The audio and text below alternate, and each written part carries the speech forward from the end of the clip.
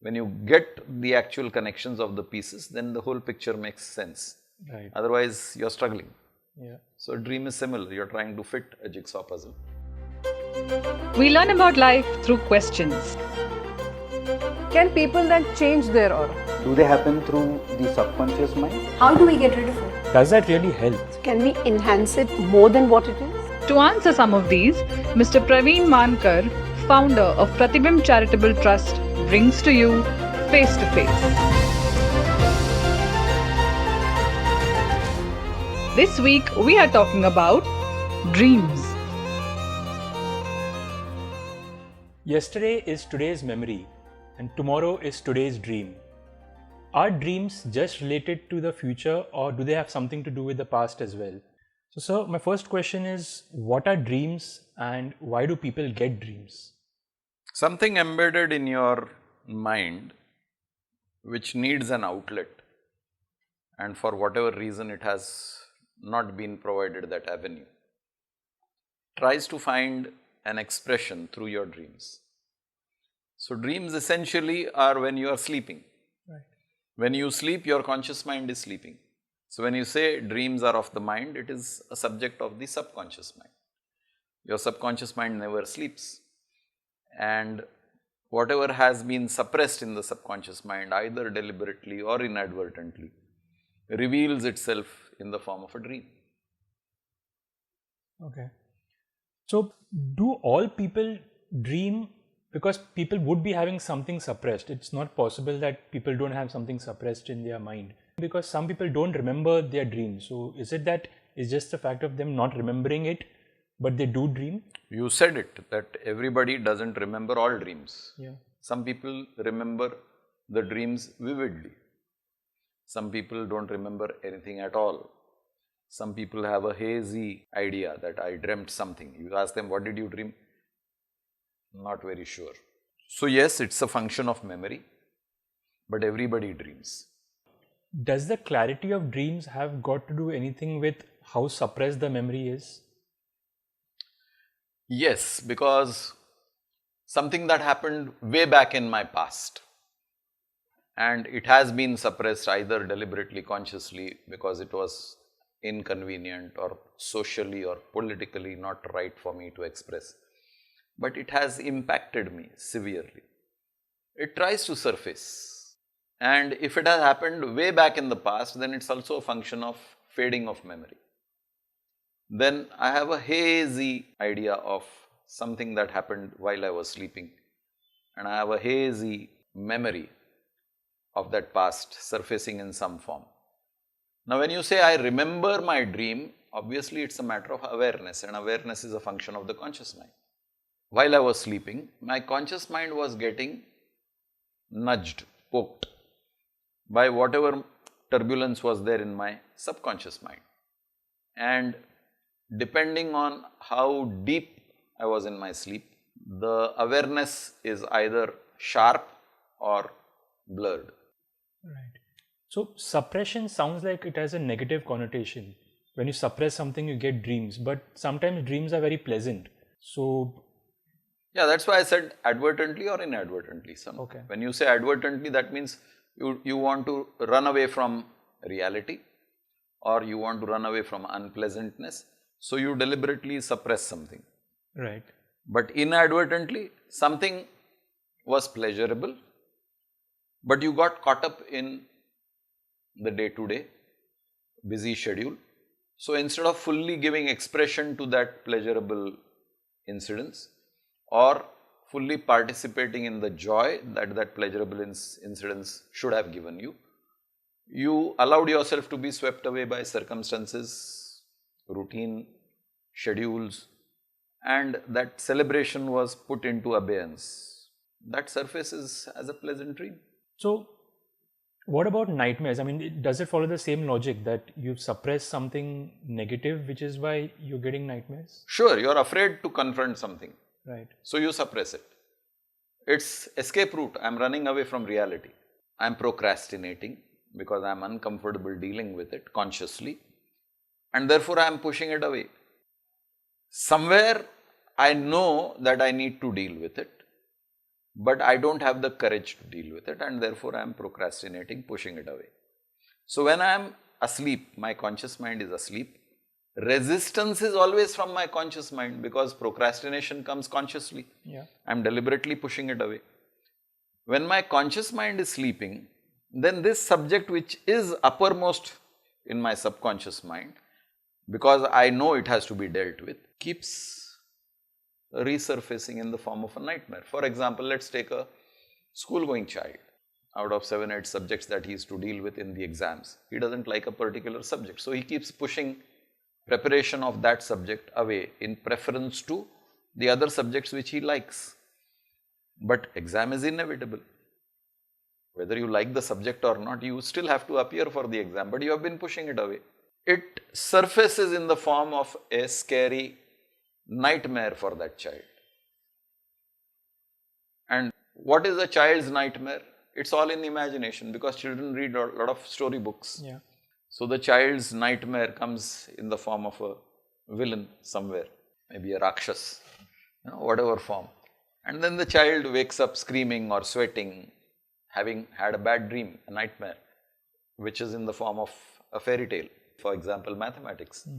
He's not happy dealing with mathematics, he's pushing it away. The mathematics appears in his imagination as a form of a demon. Who's trying to conquer him. Right. So dreams need not necessarily be exactly what you're trying to suppress. It could come in some different It form. could come in symbolic forms. Right. Which is why sometimes you feel that the dream doesn't make sense Yes. because you can't relate to what your actual issue is. You can't make the conscious connection. Right. It's like a jigsaw puzzle. Right. And as long as you don't fit the pieces in the right place, you're always confused what this picture is trying to depict. Right. When you get the actual connections of the pieces, then the whole picture makes sense. Right. Otherwise, you're struggling. Yeah. So a dream is similar. You're trying to fit a jigsaw puzzle, not knowing which piece goes where. Right. So do dreams really tell us something? Because it's a subconscious mind which has a suppressed memory which is coming out in some form. So should we try to analyze and act on our dreams? They are trying to tell us something. There's something which you need to deal with, something which you have been postponing, procrastinating. So the dream is a mechanism which is trying to alert you that, hey, something is not right, you need to look into it. The unfortunate part is we don't know how to deal with it. Yeah. And therefore, again, as you rightly said in the beginning, it's a function of memory.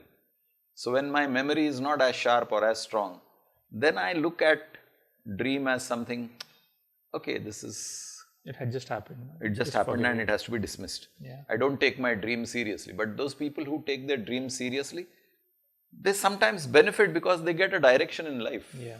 Very true. That I need to deal with this and I am not dealing with it. This dream is trying to tell me something. Let me pay attention to what.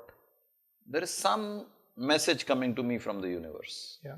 It's not biased with your conscious mind. No. So let me pay attention. And those people who pay attention to their dreams and get to the bottom of it sometimes find a solution to something which has been bothering them for a long time. Right. And a lot of inventors also have said that sometimes they've got an idea in their dream which probably they would not have got when they were awake. So do ideas come when you're dreaming? When you are awake, your conscious mind is active. Yeah.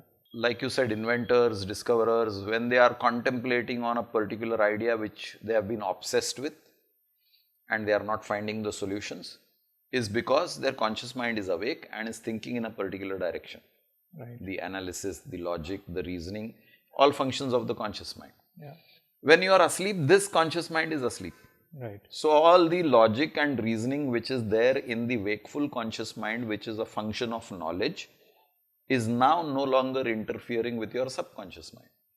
Subconscious mind is a larger part of your mind and it is having the capability of recalling everything. Right. It never forgets anything. So the missing pieces in your memory of the conscious mind somewhere click in your subconscious mind and then a better picture emerges. Right. If you suddenly become conscious of that better picture, you think it is an idea which I got. Actually, it is a logic placed on a platter in front of you in the form of a dream. Right. And then you say, oh, I got the solution to this problem in my dream. Yeah. Yeah. So you mentioned that dreams are part of the subconscious mind. So, and the subconscious mind, for those who believe in rebirth, it carries forward. So could your dreams also be related to something in the past Oh, life yes. also?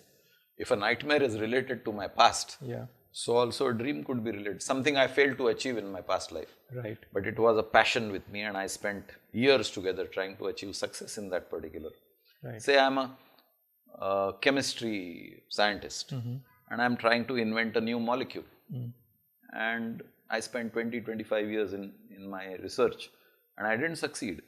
And I passed on to a next life. I may be dreaming of chemical substances.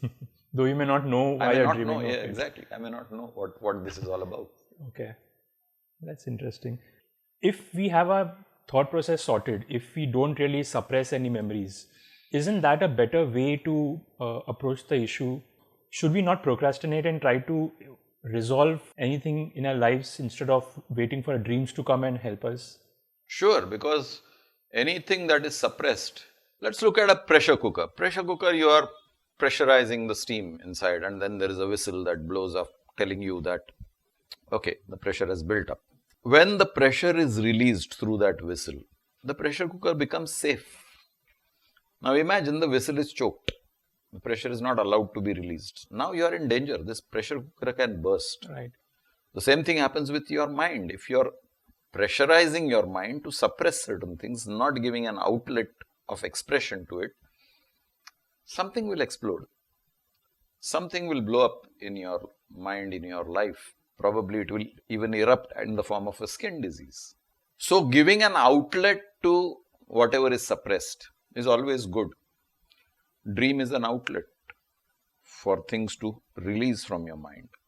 You becoming conscious of the dream is a better outlet. The whistle is now blowing. Yeah. Yeah, you are aware that something is being let out. Right. When you are not connected to your dreams, when you are not aware what this dream is trying to tell you, you are not letting that suppressed feeling out of your subconscious. Right. Because the outlet is also through the conscious. If you look at hypnotherapy, what the hypnotherapist does is he hypnotizes you. When he hypnotizes you, your conscious mind is put to sleep. Any hypnotist would say sleep. So sleep means the conscious mind has been put to sleep, but your subconscious mind is awake. Now he is giving commands to your subconscious mind. Right. And he's encouraging the subconscious mind, okay, speak up, speak up, speak up. And then while your conscious mind is asleep, you are speaking through your mouth whatever the subconscious mind wants to communicate. Now suppose it's a childhood trauma, which has been manifesting in the form of sleepless nights, palpitations, nightmares, uneasiness, heart trouble. Now the hypnotherapist has succeeded in eliciting that response from your subconscious mind. Whatever was your childhood trauma has been released. And then you snap the patient out of hypnosis and then you say, this is what you said. Do you remember any of this thing happening in your childhood? And then the person reflects and says, oh yes, this did happen in my life. Now it has come into his consciousness. Right. The trauma, which was suppressed and was not coming into the consciousness because he was afraid to face it. Now he has become conscious of that trauma which had occurred. The trauma has been let out. Right. And that is the healing process. Whatever was suppressed in his subconscious was given an outlet consciously. Yeah. When you don't connect with your dreams consciously, a semi-mechanism is operating because you are dreaming. It's looking for an outlet, but you are not conscious what this dream is about. Yeah. So it actually never really escapes. Right. It still remains with you. Consciously, when it is allowed to go out, you are free of the suppression. So dreams are, since they're part of the subconscious, can you tap into your subconscious mind through meditation also? Is that another option to? Yes, that is an option, but that's an advanced option because you need to be trained Okay. to be able to go into your subconscious mind Right. and communicate with it. Everything is communication basically. Right. So if you are consciously able to communicate with your subconscious mind and you are able to deal with it, Yeah. including your negatives, for example, your angers or your hatreds, if you are able to go into your subconscious mind and find out why you hate certain things, maybe you will get rid of your hatred.